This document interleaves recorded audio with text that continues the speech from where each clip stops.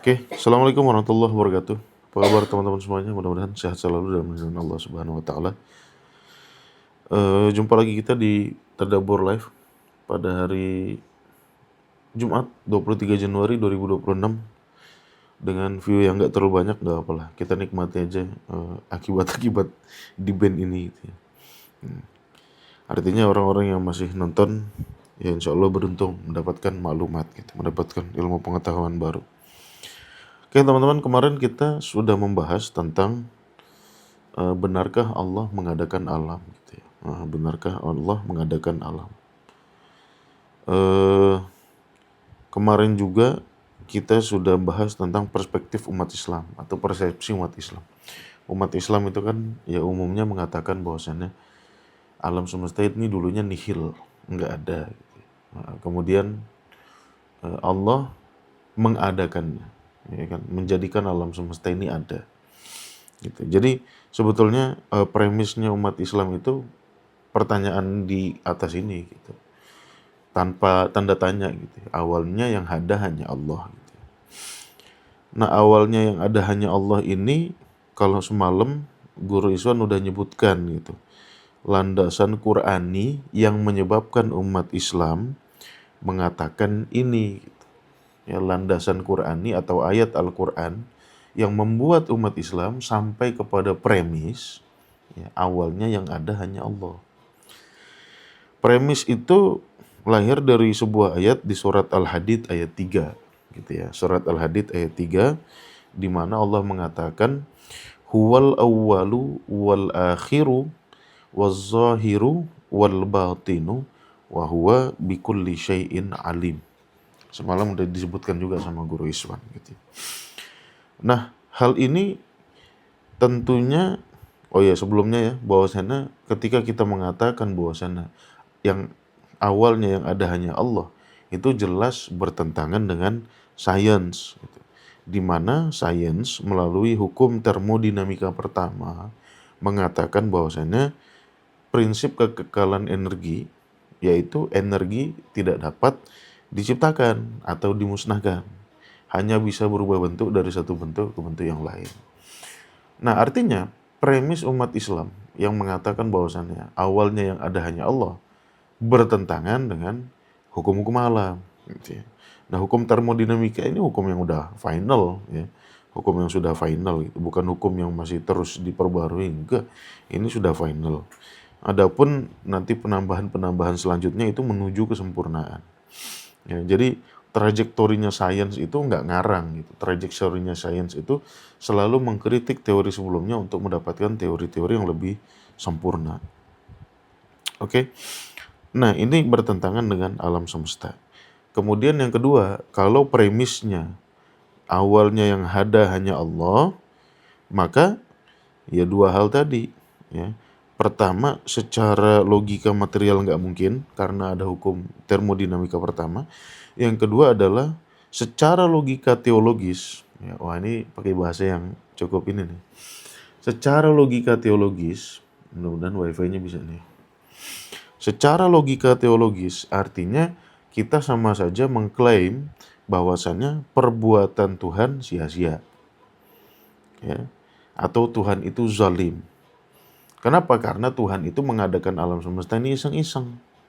Ya kan kemarin sudah kita tanya, Tuhan Allah butuh alam semesta enggak? Ya teman-teman rame-rame jawab enggak butuh. Allah butuh manusia enggak? Rame-rame kita jawab enggak butuh. Ya kan? Allah butuh disembah enggak? Kita rame-rame kemarin jawab enggak butuh. Allah butuh sholat kita enggak? Kita rame-rame jawab enggak butuh. Allah butuh zakat kita enggak? Enggak butuh. Jadi semua apapun yang ada di alam semesta ini Allah nggak butuh, ya kan? Lantas kenapa Allah mengadakan? Nah tentu ini secara logika teologis bermasalah. Ya, jawabannya cuma satu aja, berarti Tuhan melakukan perbuatan yang sia-sia. Atau Tuhan zolim karena dia iseng-iseng.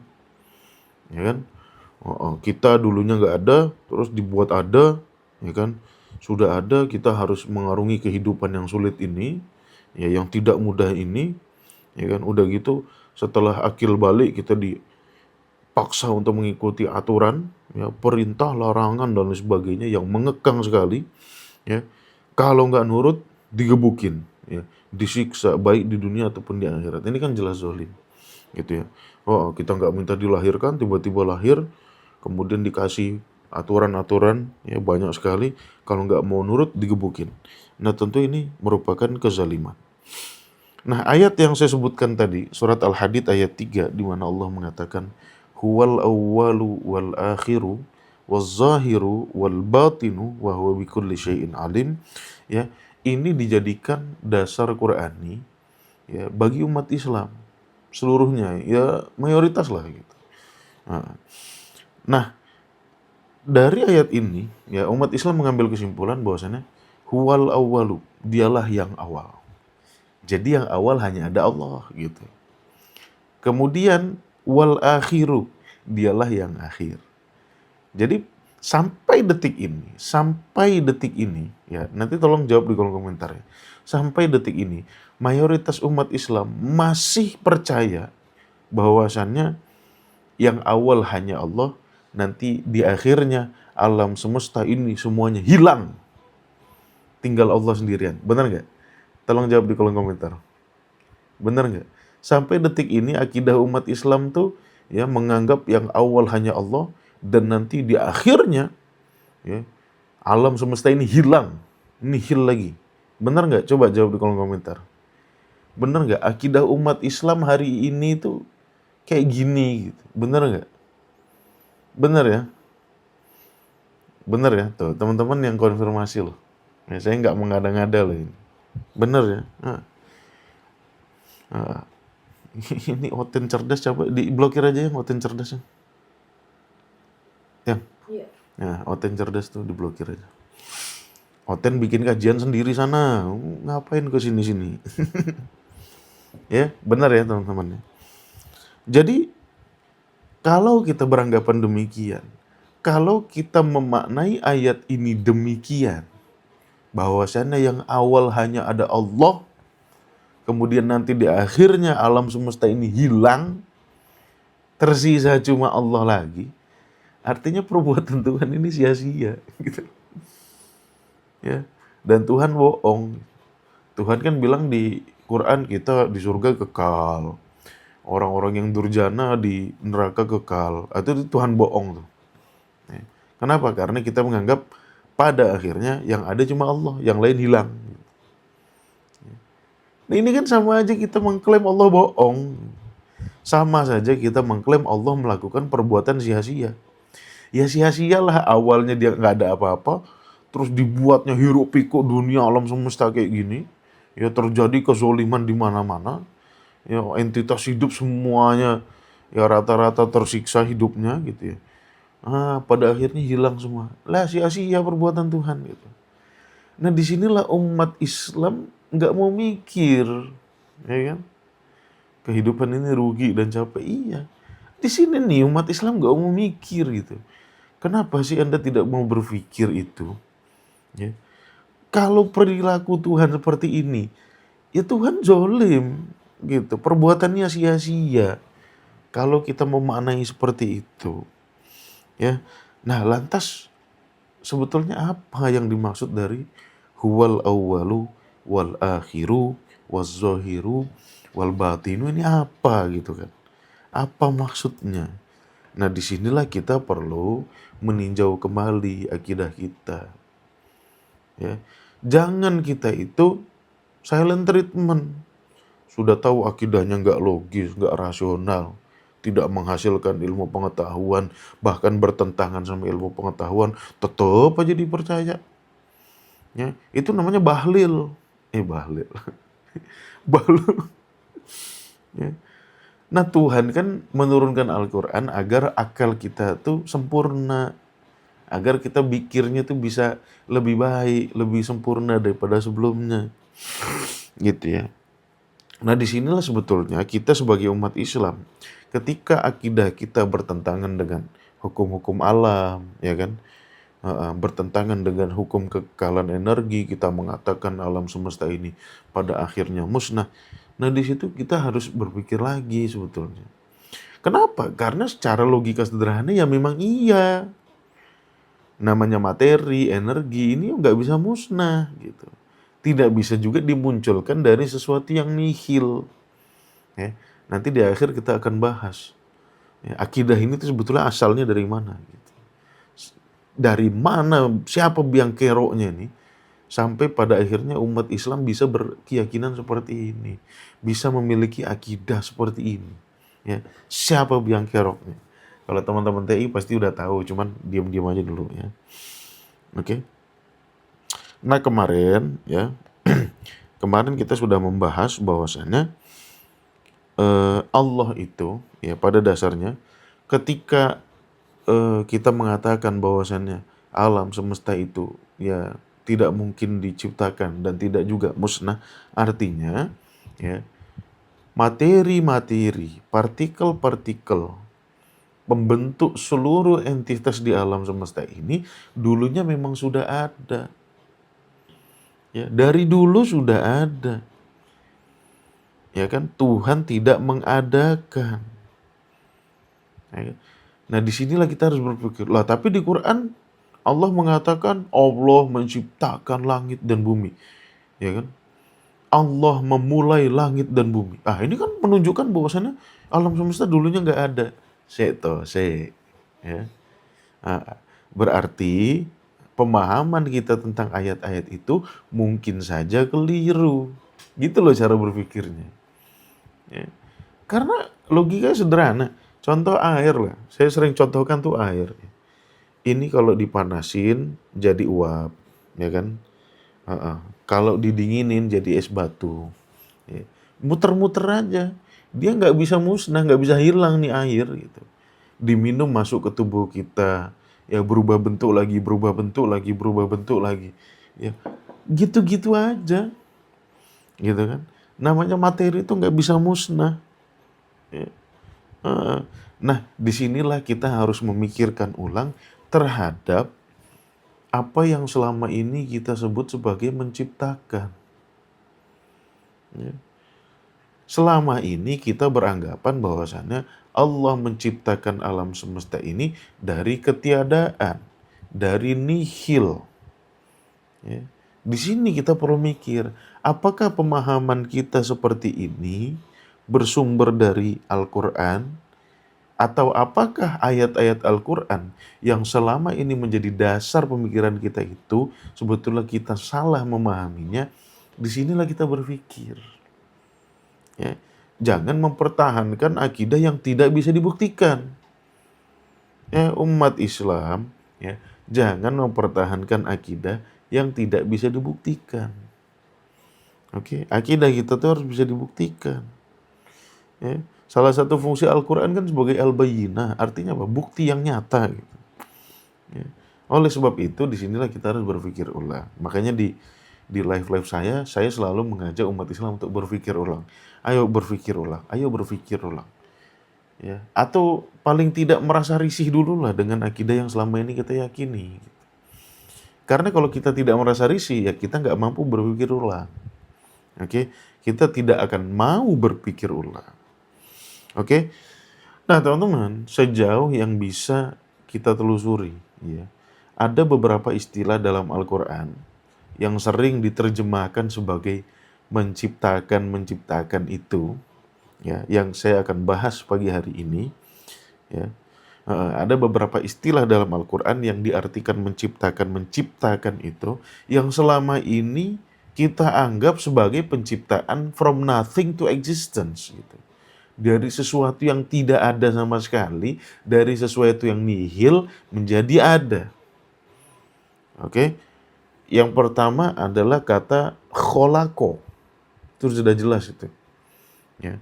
Kita, ya, bahkan ulama-ulama tafsir memaknai kata kholako, ya, dalam makna menciptakan sesuatu yang sebelumnya nihil, zero, kosong, menjadi ada. Gitu. Nah, itu terjemahan dari kata kholako. Ya, atau takwil-takwil, ya, penjelasan-penjelasan yang datang dari makna kholako. Kemudian yang kedua yang akan kita bahas juga pagi hari ini, mudah-mudahan ya, adalah fatoro. Fatoro juga dimaknai sebagai menciptakan. Oke. Yang ketiga adalah bada'a. Bada'a juga dimaknai sebagai menciptakan. Badi'us samawati wal ard. Ya. Kalau yang fatoro tadi fatirus samawati wal ard. Ya. Kemudian yang keempat adalah ja'ala.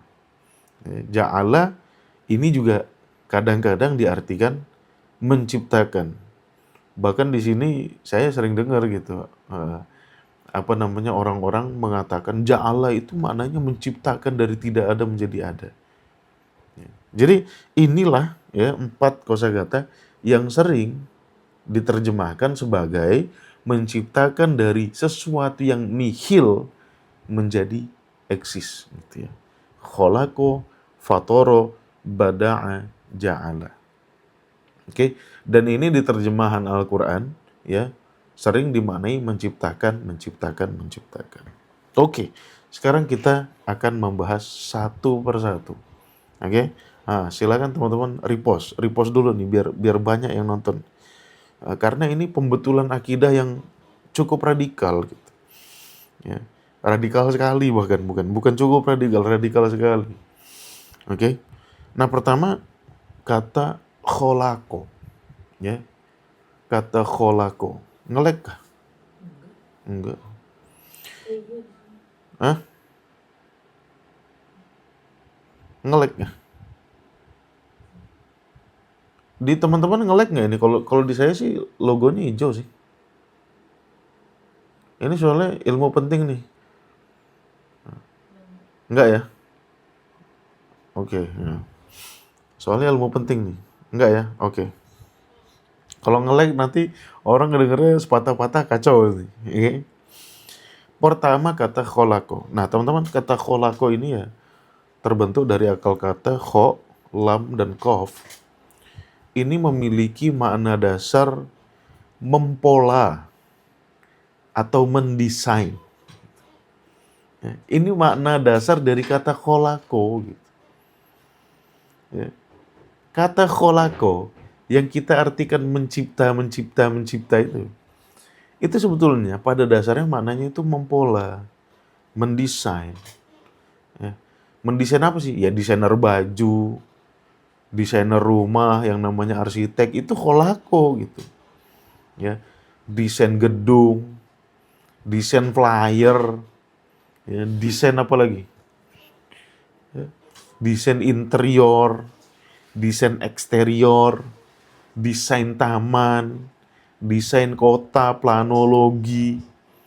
Itu semuanya masuk dalam makna kata kholako ini gitu. Ya. Itu sebetulnya makna kholako. Makna kholako itu artinya mempola atau mendesain. Contoh yang real, contoh paling gampang. Ya. Adab, sopan santun. Itu bahasa Arabnya apa sih? Adab, sopan santun itu bahasa Arabnya apa? Coba jawab di kolom komentar. Adab, sopan santun itu bahasa Arabnya apa? Tolong jawab di kolom komentar teman-teman. Akhlak. Ya. Adab, sopan santun apa bahasa Arabnya? Akhlak. Nah teman-teman tahu nggak akhlak itu berasal dari akar kata yang sama dengan kholako gitu. Akhlak, ya kan? Kho, lam, kof. Akhlak itu jamak. Ya. Kata-kata akhlak itu jamak. Oke. Tunggalnya apa? Khulukun. Ya. Nah akhlak ini kenapa kok dimaknai sebagai adab, sebagai sopan santun, atau sebagai apa ya, good conduct gitu ya? Ya karena akhlak itu merupakan perilaku yang kita pola dengan sadar. Ya. Sehingga kita pantas atau layak disebut manusia gitu loh. Ya, itu berasal dari kata kholako. Jadi makna kholako itu artinya mempola. Akhlak adalah perilaku yang kita pola, perilaku yang terpola. Walaupun kadang-kadang tidak sesuai dengan keinginan kita. Ya, di depan bos gitu kan, kita pengen banget maki-maki dasar bos sialan gitu. Tetapi karena kita mempunyai perilaku yang terpola, mempunyai akhlak, akhirnya kata-kata itu nggak keluar. Ya, sama juga bos ngelihat karyawannya gitu, dasar karyawan sialan gitu kan. Ya. Tetapi karena bos ini ingin dianggap sebagai manusia yang beradab, maka akhlaknya membentengi dia dari berkata seperti itu. Dia pola kata-katanya sehingga kata-kata itu tidak keluar. Ya. Nah itu akhlak. Salah satu kata derivatif dari kata kholako.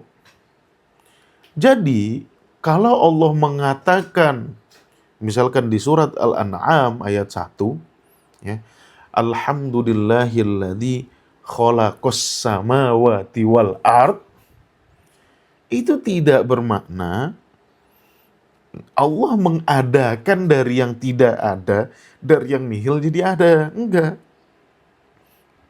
Ya. Kata-kata khalaqas samawati wal ard hanya bermakna Allah ini mempola langit dan bumi. Ya. Apa yang dipola? Baik pola bentuknya ataupun pola geraknya.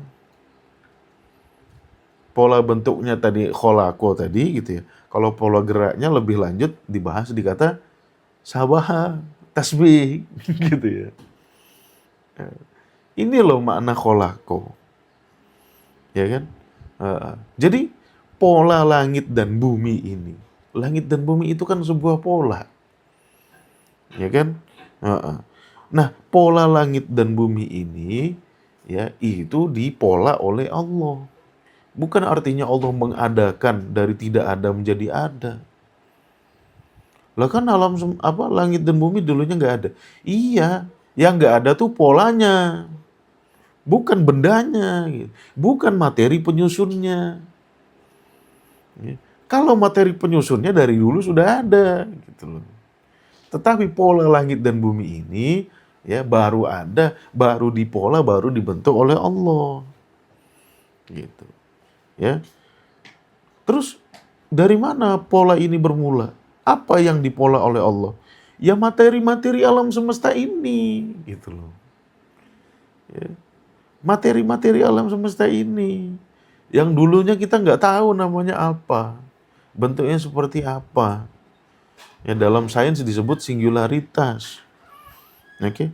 Nah materi dalam Al-Quran itu disebutnya syai'. Ya. Makanya di surat Yasin ayat 82, ya Allah berfirman, innama amruhu idza aroda syai'an. Jadi sudah ada syai' gitu loh. An yakula lahu, Allah berkaul kepadanya. Siapanya itu? Ya syai', udah ada gitu loh.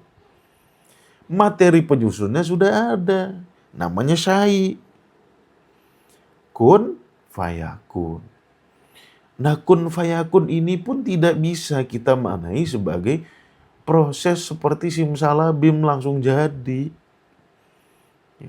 Karena proses pembentukan alam semesta ini miliaran tahun. Ya, miliaran tahun. Tidak sebentar, tidak sehari jadi. Memerlukan 6 fase. Ya, memerlukan banyak fase. Gitu. Nah inilah yang harus kita pahami. Jadi ketika Allah mengatakan khalaqas samawati wal ard, tidak bermakna Allah itu mengadakan. Allah hanya mempola. Apa yang dipola? Materi-materi yang sudah ada. Allah intervensi, Allah pola. Ya kan? Nah materi itu dalam Al-Quran disebut syai'. Innama amruhu idza aroda syai'an. Kalau Allah berkehendak kepada syai', an yakula lahu, dia tinggal berkaul kepada syai', kun, jadilah, fayakun. Setelah itu materi-materi ini berproses membentuk pola itu, gitu loh. Nah dari mana syai' ini bermula juga, ya kan? Ada lagi yang namanya energi. Nah kalau energi itu dalam Al-Quran bahasanya tuh amrun. Amrun itu kan secara bahasa artinya perkara gitu ya. Nah, perkara itu kan sebetulnya urusan antara entitas-entitas. Saya sama teman-teman punya perkara, itu amar. Ya. Jadi ikatan atau urusan antara entitas-entitas ini disebutnya amar. Nah, dalam hal yang paling sederhana, amar itu ya bermakna ikatan antar materi ini. Makanya di ayat lain juga Allah mengatakan, idza qada amron, kalau Allah memerintahkan amar, menetapkan amar, fa inna ma yaqulu lahu, Allah berkaul kepadanya. Nya itu siapa? Ya amar tadi. Kun fayakun. Ya kan? Nah, yang mempengaruhi pergerakan materi ini kan energi. Ya. Nah, dari sinilah alam semesta bermula. Dari sinilah langit dan bumi bermula. Dari amar terkondensasi menjadi syai. Syai membentuk ya alam semesta kita hari ini.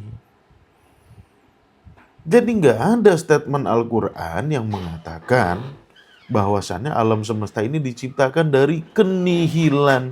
Tidak ada. Salah satu makna kholako itu, salah satu istilah kholako tadi. Ya, kholako hanya bermakna mempola, baik pola bentuknya ataupun pola geraknya. Bukan memunculkan sesuatu yang tadinya nggak ada, nihil menjadi ada. Ya, itu kesalahan pertama kita dalam memaknai kata kholako. Oke? Itu kesalahan pertama kita. Kesalahan kedua kita adalah ketika kita memaknai kata fatoro. Ya, fatoro, kalau teman-teman lihat di surat surat Fatir ayat 1, itu kan diartikan fatirus samawati wal ard. Allah menciptakan langit dan bumi. Oke. Ya, lagi-lagi kita ditemukan atau dipertemukan dengan makna yang sama dari kosakata yang berbeda. Nanti kalau di kajian semantik kita bahas lagi nih ya, dengan detail gitu ya. Nah, ini menyalahi semantik, menyalahi kaidah semantik. Bahasa Arab tuh nggak kenal sinonim. Jadi kata kholako, fatoro, bada'a, yang semuanya diartikan menciptakan, itu salah. Ya. Perlu lebih spesifik lagi penjelasannya ya Pak Kemenak. Gitu. Ya. Makanya kadang-kadang saya tuh dilematis juga. Ya, terjemahan to some extent membantu gitu ya. Sampai taraf tertentu membantu. Tetapi sampai taraf tertentu juga dapat menyesatkan kita memahami ayat gitu loh. Itu terjemahan tuh sifatnya kayak gitu tuh. Makanya dilematis juga. Oke. Nah, sekarang kata fatoro. Nah, teman-teman, kata fatoro atau dalam bentuk pelakunya itu fatir, sebagaimana di surat Fatir ayat 1 itu. Itu maknanya, saya nggak tahu ya dalam bahasa Indonesia itu ada kata yang tepat atau tidak. Tetapi dalam bahasa Inggris, kata fatoro itu artinya break. B-R-E-A-K. Break. Apa makna break itu? Ya. Memecah gitu. Itu makna kata fatoro. Ya. Jadi fatoro itu sebetulnya bukan maknanya menciptakan. Tidak ada kaitannya dengan kata-kata mempola sebetulnya. Ya, kata fatoro itu artinya memecah sesuatu. Sehingga muncul sesuatu yang lain. Itu namanya fatoro. Memecah sesuatu sehingga muncul sesuatu yang lain. Ya. Contoh paling gampang adalah pecahnya langit. Nah, pecahnya langit. Idza sama'un fatarat. Ya kan? Loh, kok Tuhan mengatakan langit itu pecahan gitu kan?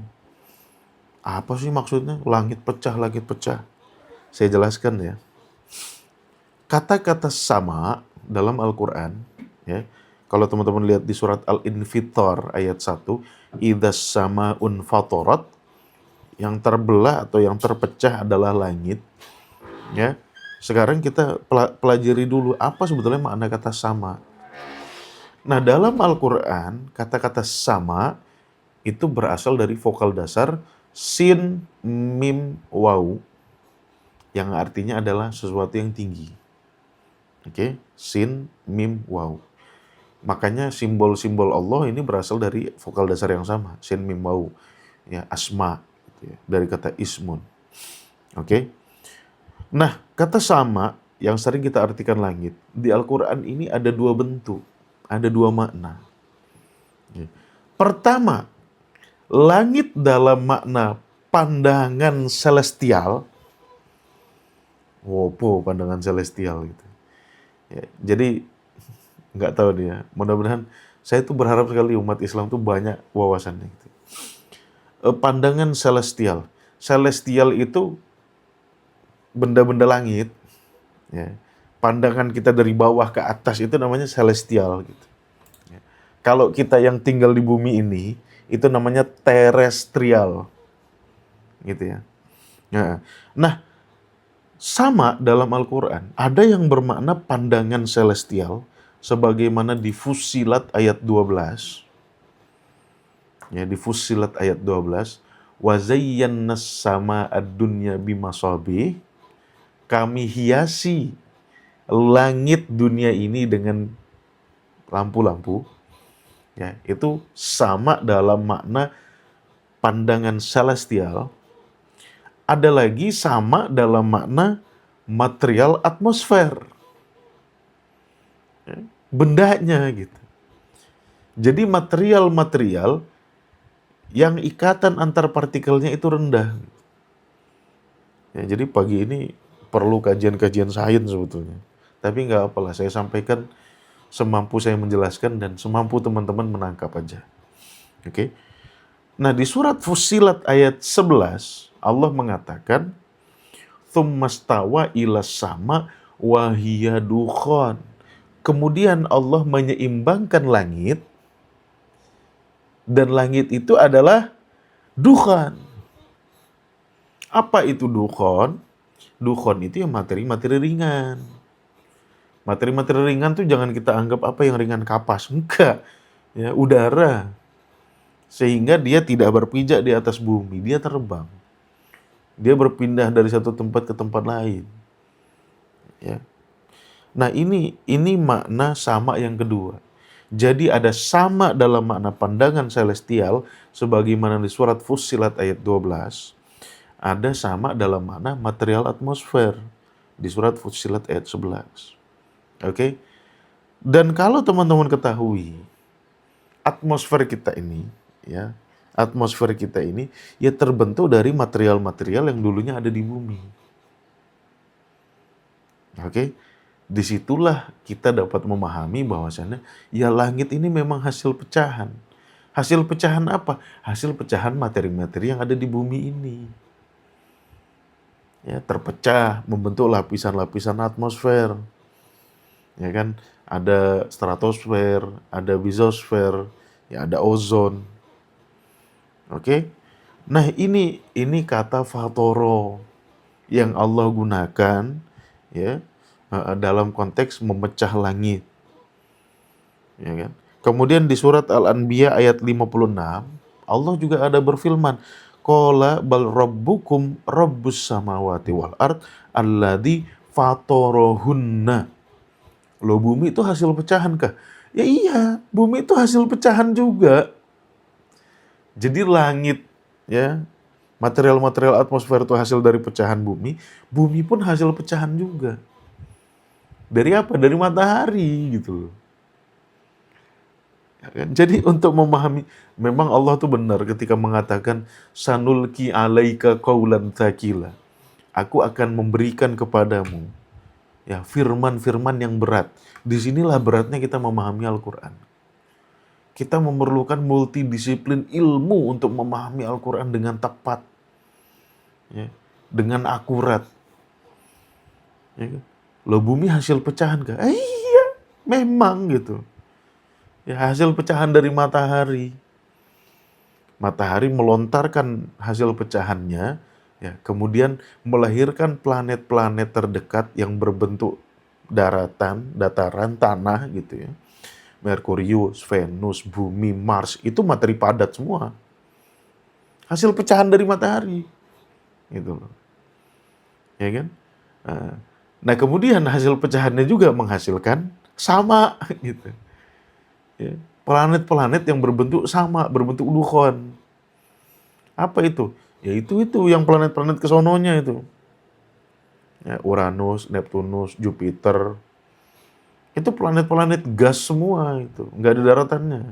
Kalau teman-teman pergi ke Jupiter berharap bisa mendarat, nggak bisa, nggak ada daratannya di sana. Ya. Nah ini yang Allah maksud dengan fatirus samawati wal ard. Ya, artinya langit dan bumi ini memang hasil pecahan-pecahan material gitu. Menciptakan, iya oke lah menciptakan secara umum, tapi apa spesifiknya? Ya ini gitu. Ya. Bahwasanya material langit itu hasil pecahan dari material bumi, bumi pun hasil pecahan material dari matahari. Ya kan? Loh kan kata fatoro juga biasanya digunakan untuk manusia.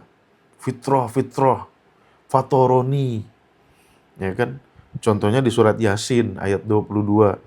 Wa ma liyala a'budul ladzi fatoroni wa ilaihi turja'un. Kenapa aku tidak mau mematuhi yang fatoroni? Nah, apa maknanya memecahkan di situ? Ya iyalah, manusia itu lahir dari pecahan. Pecahan apa? Jawab di kolom komentar. Manusia itu lahir dari pecahan apa? Nah, dokter-dokter lebih paham lah ini. Dari pecahan apa manusia itu lahir? Masa nggak ada yang sadar? Dari pecahan apa? Coba jawab di kolom komentar, ada yang tahu nggak? Apa yang pecah ketika kita lahir gitu? Apa teman-teman? Nggak ada yang jawab. Nggak ada yang jawab karena nge-lag atau karena nggak ada yang tahu? Ya ketuban, orang hamil itu. Gitu. Jadi kita tuh lahir di dunia gitu. Kadang-kadang Allah menggunakan kata fatoro. Karena ada pecahan. Kita tuh lahir dari pecahan. Apa yang pecah? Ya minimal pecah ketuban itu. Ya. Ini loh. Makanya untuk manusia Allah juga menggunakan kata fatoro. Fitrah manusia. Ya. Selama ini kita artikan fitrah manusia itu apa sih? Gitu. Saya pun nggak paham tuh maksudnya fitrah manusia tuh. Ya kan? Fitrahnya Allah terhadap manusia. Ya artinya Allah itu melahirkan manusia dari pecahan-pecahan ketuban. Ya, itu makna fitrah. Ya kan? Nah kata fatoro juga, ya kan? Kata fatoro juga digunakan untuk pecah-pecah dalam denotasi yang negatif. Pecah-pecah cacat gitu. Ada nggak dalam Al-Quran? Ada. Surat Al-Muluk ayat 3. Ya. Alladzi khalaqa sab'a samawatin tibaqo ma taro fi khalqir rahmani min tafawut farji'il basara hal taro min futur. Itu dari kata fator juga. Nah, kalau fatoros samawati wal ard itu pola yang tertata rapi.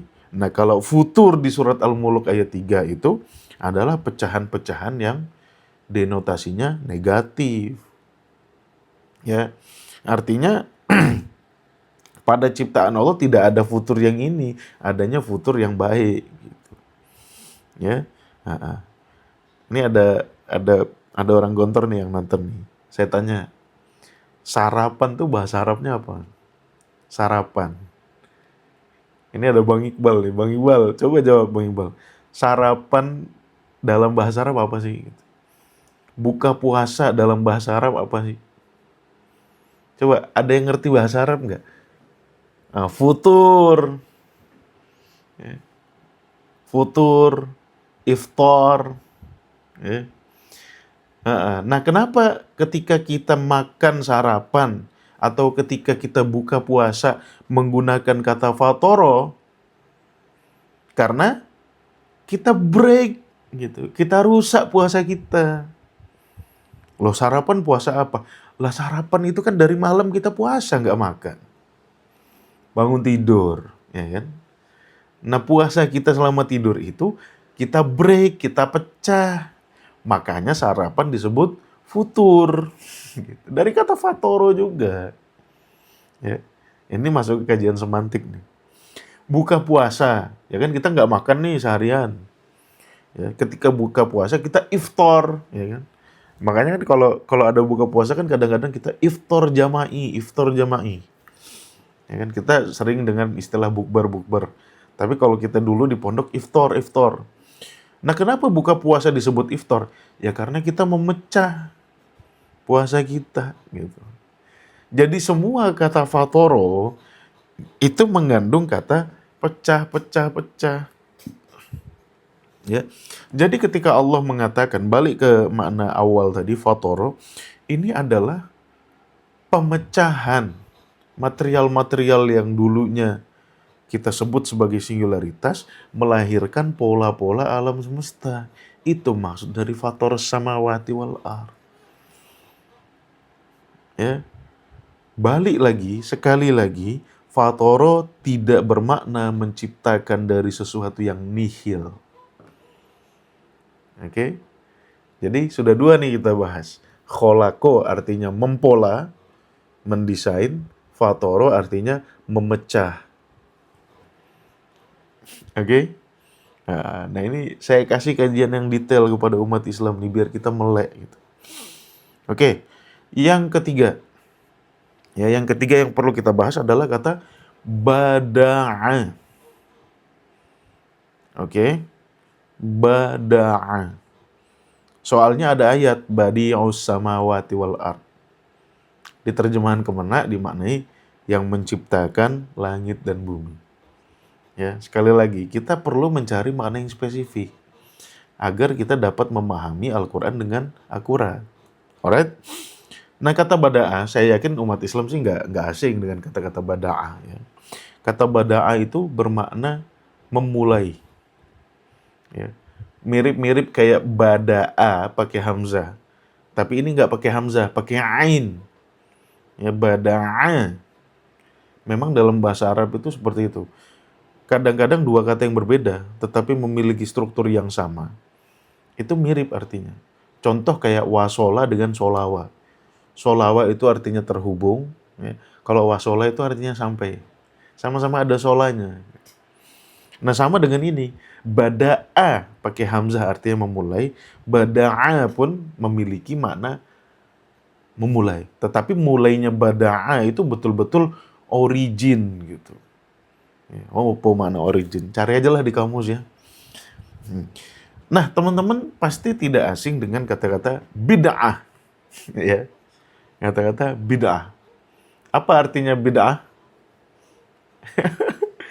Apa artinya bid'ah, teman-teman? Bid'ah. Bid'ah itu kan kita maknai sebagai sesuatu yang baru. Ya. Kalau secara terminologis, ya, sesuatu yang baru yang dimulai setelah Rasulullah wafat atau Rasulullah nggak pernah buat. Itu kata-kata al-bid'ah. Ya. Nah, dalam Al-Qur'an kita dapat mengetahui makna bid'ah dengan jelas di surat Al-Ahqaf ayat 9.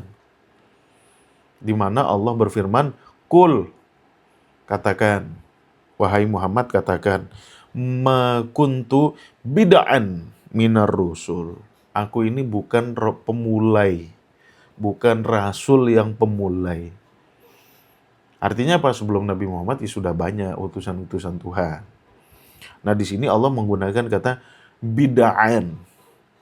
Ya, jadi Rasulullah itu bukan pelaku bid'ah. Kalau Rasulullah bukan pelaku bid'ah karena dia Rasul yang terakhir. Oke. Nah, kalau dalam konteks alam semesta, ya, Allah itu pelaku bid'ah gitu. Ya, buktinya apa? Di surat Al-Baqarah ayat 117, Allah berfirman, "Badi'us samawati wal ard." Allah lah yang memulai langit dan bumi ini. Ya. Tetapi harus kita pahami secara logis juga. Harus koheren dengan cara kita memahami kholako, fatoro tadi. Ya. Jadi ketika Allah mengatakan badi'us samawati wal ard, ya dialah yang memulai langit dan bumi. Spesifiknya, apa yang dimulai? Polanya yang dimulai. Bukan materinya baru mulai gitu. Kalau materinya sudah dari materi purba sana sudah ada gitu loh. Pola langit dan bumi seperti ini nih yang baru dimulai. Oke? Jadi kata-kata badi'us samawati wal ard, walaupun secara harfiah artinya yang memulai langit dan bumi, tetapi yang dimulai ini bukan materinya yang dulu nggak ada jadi ada. Bukan. Tapi pola langit dan bumi seperti ini, tata surya, galaksi, ini semua yang baru ada. Sebelumnya nggak ada. Tanya aja saintis. Ya. Masa materi purba dulu ya bentuknya nggak kayak gini alam semesta. Jadi bentuk inilah yang Allah mulai. Bentuk langit dan bumi ini. Sebelumnya tanpa pola, kemudian lahir ya dengan pola-pola tertentu. Ya. Sekali lagi, kata bada'a yang sering diartikan menciptakan tidak bermakna penciptaan dari nihil menjadi ada. Ya. Ini kalau dikaji pakai semantik tuh gini enak. Ya, kita nggak bisa bantah lagi. Ya. Kemudian yang keempat, ya kata ja'ala ini siapa lagi? Gitu. Ya. Kayaknya nggak ada lah yang mengartikan ja'ala itu membuat sesuatu yang dari nihil menjadi ada. Kalau ja'ala itu jelas artinya menjadikan. Ya. Artinya menjadikan. Artinya menjadikan ini sesuatu yang sudah ada dijadikan apa gitu. Contohnya di surat Al-Baqarah ayat 124. Ketika Allah mengatakan kepada Ibrahim, Inni ja'iluka linnasi imaman. Aku menjadikanmu, wahai Ibrahim, ya, pemimpin bagi manusia. Jadi kata-kata ja'ala itu ada perubahan kualitatif ya, pada orang tersebut, pada Nabi Ibrahim spesifiknya pada ayat ini. Nabi Ibrahim dijadikan sebagai pemimpin. Ya. Sama juga dengan surat Al-An'am misalkan ayat 1. Alhamdulillahilladzi khalaqas samawati wal ard wa ja'ala zulumat wan nur. Ya. Segala puji bagi Allah yang mempola. Nah, kita sudah mulai memakai bahasa-bahasa ini ya biar kita terbiasa. Yang mempola langit dan bumi dan menjadikan kegelapan dan cahaya. Bagaimana kegelapan cahaya ini bisa terjadi? Kalau kegelapan itu kondisi awal. Nah, kondisi alam semesta ini kondisi awalnya gelap. Kemudian bagaimana cahaya itu muncul? Ya ketika sudah ada terjadi pembakaran fusi pada bintang-bintang. Gitu ya, sehingga memunculkan cahaya. Nah, pancaran cahaya pertama kali itu Allah sebut sebagai Al-Fajr. Pancaran cahaya pertama kali Allah sebut sebagai Al-Fajr. Makanya di surat Al-Fajr itu sebetulnya Allah lagi menceritakan bagaimana materi-materi ini menghasilkan cahaya. Sehingga muncullah cahaya yang pertama kali. Setelah 10 malam, 10 kegelapan. Wal Fajr. Ya, ketika fajar. Walayalin Ashr. Dan 10 malam.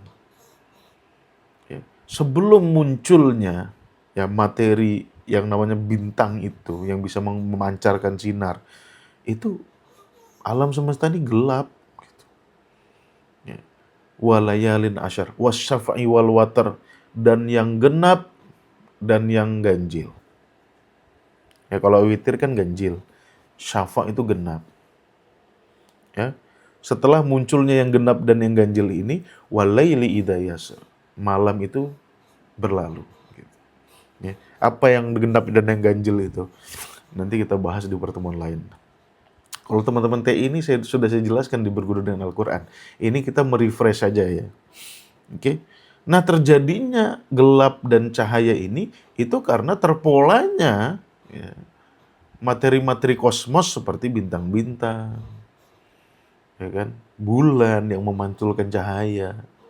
Gitu. Jadi kata-kata ja'ala itu tidak pernah bermakna menciptakan dari sesuatu yang nihil menjadi ada. Nggak pernah. Wa ja'alna laila libasa. Kalau ja'ala, kalau ada yang bilang ja'ala menjadikan sesuatu yang tidak ada menjadi ada, itu salah banget gitu. Salahnya salah banget. Oke, seperti itu. Ya. Jadi teman-teman, dari keempat kosakata yang kita pelajari hari ini, kata kholako, fatoro, bada'a, ja'ala, tidak ada satu kata pun yang secara spesifik mengatakan bahwasannya Allah mengadakan alam semesta yang tadinya nihil, zero, nihil, gak ada apa-apa, kemudian muncul. Gak ada. Kalau kayak gitu namanya Tuhan kurang kerjaan. Jadi menjawab pertanyaan kita di atas nih, awalnya yang ada hanya Allah. Ya enggak. Allah ada bersama materi-materi purba itu. Oh nggak mungkin, nggak ini. Lo yang nggak mungkin itu, ya kan? Biasanya kan orang Islam tuh, oh nggak mungkin, sesuatu yang ada itu pasti pernah pasti diadakan. Loh yang nggak mungkin justru sebaliknya. Justru ente. Justru itu yang nggak mungkin. Nggak mungkin materi muncul dari ketiadaan. Itu yang nggak mungkin. Ya, tapi persepsi umat Islam malah mengatakan sebaliknya. Ya apapun yang ada ini pasti ada yang mengadakan. Loh justru itu yang nggak mungkin gitu loh. Gimana sih? Alam semesta ini dari dulu udah ada materinya gitu loh. Hanya saja Tuhan melakukan kholako, melakukan fatoro, melakukan bada'a, melakukan ja'ala sampai terpola seperti sekarang ini gitu loh. Jadi pada dasarnya yang Allah lakukan itu hanya intervensi, bukan ngadakan dari awal. Kalau Tuhan ngadakan dari awal, kemudian akhirnya yang ada hanya Tuhan lagi, betul-betul perbuatan Tuhan itu sia-sia gitu. Kalau pemahaman kita seperti itu, ya sia-sialah. Kita mau berargumen apapun nggak bisa, sia-sia tetap. Yang awal hanya Tuhan, ya kan? Akhirnya cuma Tuhan lagi. Kita yang hidup in between ini sia-sia. Gitu. Ngapain kita lahir? Ujungnya hilang juga. Gitu. Ya kan? Dan Tuhan bohong kalau kita mengatakan demikian. Kenapa? Karena eksistensi kita di surga kan katanya kholidina fiha. Kita kekal abadi di dalamnya. Ya. Terus kita bilang yang akhir cuma Tuhan. Ya kontradiktif bro. Gitu loh. Nah jadi, ya kembali ke pembahasan surat Al-Hadid ayat 3 tadi. Jadi yang Allah maksudnya apa? Huwal awwalu wal akhir. Ya maknai dengan logis. Dialah yang awal mengintervensi. Dia pula yang akhir mengintervensi lagi. Ya karena gak ada yang lain yang mengintervensi alam semesta ini. Ya, cuma Allah aja. Dia yang pertama, dia yang terakhir gitu loh. Ya. Kalau kita mengatakan sebaliknya, justru itu yang tidak mungkin. Ya kan? Nah, jadi kalau Quran tidak mengatakan bahwasannya Allah mengadakan alam semesta dari nihil, dari mana umat Islam dapat akidah ini? Itu pertanyaan pentingnya tuh. Ya. Itu pertanyaan pentingnya. Orang-orang Yunani semuanya, ya, orang-orang Yunani kuno dulu, nggak ada yang punya keyakinan kayak gini. Orang-orang Yunani yang hebat-hebat tuh. Orang Yunani kan hebat-hebat ya. Sampai sekarang warisannya tuh masih dipakai orang. Gitu ya. Nggak ada yang mengatakan alam semesta ini dulunya nggak ada. Nggak ada. Ya. Terus dari mana akidah itu? Ya. Akidah itu bersumber dari Agustinus. Ya. Seorang biarawan gereja berasal dari Hippo dengan teorinya yang sungguh membagongkan, creatio ex nihilo. Gitu. Loh kalau Quran apa teorinya? Kalau Quran itu teorinya creatio ex materia. Gitu. Penciptaan dari materi yang sudah ada. Nah, creatio ex nihilo ini justru bukan berasal dari Al-Quran, bukan juga berasal dari nabi-nabi, apalagi nabi-nabi gitu ya. Nah, tetapi berasal dari Santo Agustinus ini. Ya kan? Nah, apa itu creatio ex nihilo? Apa itu creatio ex materia? Ya, insya Allah besok kita akan lanjutkan. Mau dilanjut atau enggak nih? Creatio ex nihilo, creatio ex materia. Mau dilanjut apa enggak? Jawab di kolom komentar. Mau lanjut atau enggak besok? Lanjut ya. Hmm. Lanjut nggak besok? Jawab di kolom komentar. Lanjut nggak? Lanjut ya. Oke. Ya. Ada dua. Creatio ex nihilo, creatio ex materia. Nah, kalau Quran sudah jelas ya mengatakan creatio ex materia, bukan creatio ex nihilo. Ya, mudah-mudahan besok kita akan lanjutkan dengan dua teori ini, creatio ex nihilo dan creatio ex materia. Ya.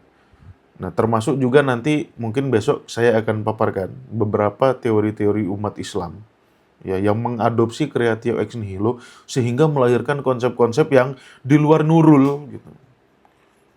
A'yan sabitah fil ilmiyah gitu. Bagaimana materi muncul dari nihil? Nah, itu teorinya umat Islam. Itu semuanya di luar nurul dan membagongkan gitu. Kebanyakan di konsep-konsep tasawuf. Besok pagi insya Allah saya akan bahas. Tapi hari ini saya akan mau wawancarai dulu Guru Iswan. Karena yang ngerti gitu-gitu tuh Guru Iswan, saya nggak ngerti. Tapi besok pagi saya yang akan membahasnya gitu. Atau nanti kalau Guru Iswan bersedia kita undang aja gitu. Tolong Guru bahas Creatio ex nihilo versi umat Islam gitu ya. Oke ya. Itu aja teman-teman. Makasih banyak yang sudah mendengarkan kajian kita pagi hari ini. Intinya, benarkah asumsi kita selama ini yang awalnya hanya ada Allah ya salah? Kalau awalnya yang ada hanya Allah itu berarti Allah iseng-iseng menjadikan alam semesta. Nah, karena Allah melihat materi ini, ya kan, materi purba ini, perkembangannya gimana ke depannya kalau tidak ada intervensi, disitulah Allah melakukan intervensi berupa apa? Kholako, fatoro, bada'a, ja'ala, sehingga menjadi keteraturan seperti ini. Ya, fungsinya untuk siapa? Untuk manusia, untuk entitas hidup. Ya, seperti itu. Itu aja, mohon maaf kalau ada salah-salah kata. Wabillahi taufiq wal hidayah. Assalamualaikum warahmatullahi wabarakatuh.